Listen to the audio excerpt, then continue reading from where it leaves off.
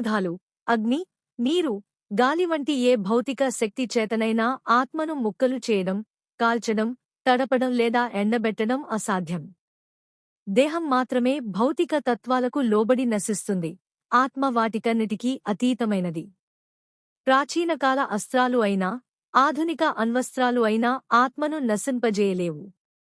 జీవాత్మ భగవంతుని నుండి శాశ్వతంగా వేరు చేయబడిన అనంశం, అది ఎప్పటికీ నశించదు. మాయచే కప్పబడినప్పటికీ ఆత్మ తన వ్యక్తిత్వాన్ని కోల్పోదు. ముక్తిని పొందిన తరువాత కూడా జీవుడు భగవంతునితో ఏకమవడు, వేరుగా నిలిచే వ్యక్తిగత ఆత్మగానే ఉంటాడు. ఆత్మ ఛేదింపబడనిది, దహింపబడనిది, కరుగనిది, ఎండిపోని నిత్యస్వరూపమైనది. అది మార్పులేనిది, కదలనిది, శాశ్వతంగా ఒకే స్వభావంతో ఉంటుంది.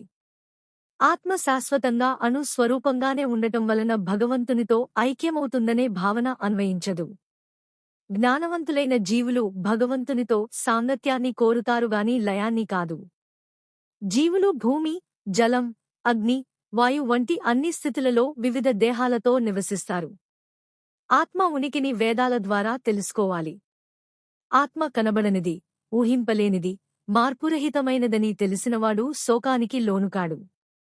ఆత్మ నిరంతరం పుట్టి చనిపోతుందని భావించినా దుఃఖించడానికి కారణం లేదు. జననం, మరణం సహజ ప్రక్రియలైతే వాటిపై శోకము అప్రయోజనము. కొంతమంది తత్వవేత్తలు జీవలక్షణాలు భౌతిక తత్వాల సమ్మేళనమని నమ్ముతారు. ఆత్మ శాశ్వతమని నమ్మినా, భౌతిక ఫలితమేనని నమ్మినా దుఃఖించాల్సిన అవసరం లేదు. పుట్టిన ప్రతివాడికి మరణం అనివార్యం, మరణించినవాడికి తిరిగి జన్మ కూడా అనివార్యమే. తప్పించుకోలేని ఈ ప్రకృతి నియమాల విషయంలో దుఃఖించటం అజ్ఞానానికి లక్షణం. తన విధిని విడిచిపెట్టడం వల్ల ఎవరి మరణమూ ఆగదు, కాని వ్యక్తి స్వయంగా పతనమవుతాడు.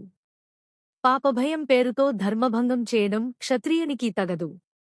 జీవులన్నీ సృష్టికి ముందు అప్రకటంగా ఉండి, మధ్యలో ప్రకటమై, నాశనంలో తిరిగి అప్రకటమవుతాయి. ఈ తాత్కాలిక ప్రకటస్థితిపై దుఃఖించడం అర్ధరహితం. కలలో అనుభవించినవి మేల్కొనగానే అసత్యమని తెలుస్తాయి. అలాగే భౌతిక దేహానికి నిజమైన శాశ్వత అస్తిత్వం లేదు. కొందరు ఆత్మను ఆశ్చర్యంగా చూస్తారు, కొందరు వర్ణిస్తారు, మరికొందరు వింటారు.